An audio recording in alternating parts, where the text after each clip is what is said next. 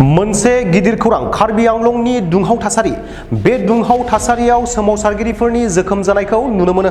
सोनाब कार्बि आंलंआव हिंसायारि जाथाय आरो अर खामनायनि दोहौ जानायनि उनाव दुंहाव थासारि सोमजिदों।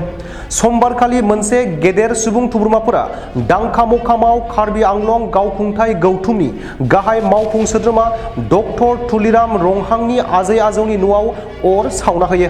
16 साननिफ्रायनो खेर'नि ओनसोलाव सोमावसारगिरिफोरा थि नङै समसिम उखैहाब सोमावसारगासिनो दंमोन।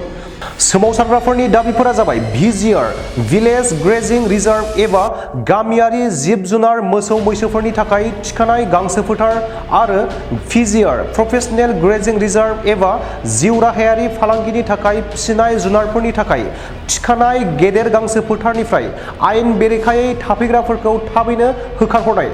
जानाय दाङाबाजियाव सिआरपिएफनि सासे जवानजों लोगोसे खमैबो 4 सुबुंफोरा जोखोम जायो आरो माखासे सोमावसारगिरिफोरा जोखोम जायो। बेनि फिननायाव खुंथाया बिएनएसएसनि 163 दफाखौ बन्द खालामनानै कारफिउ होनानै सुबुं थुबुरमा आरो थांलाय फैलाय खालामनो होबथानाय जादों।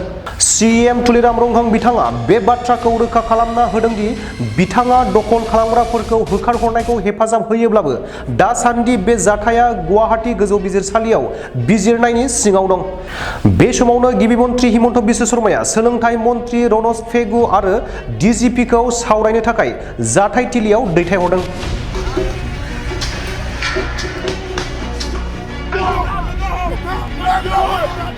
Right!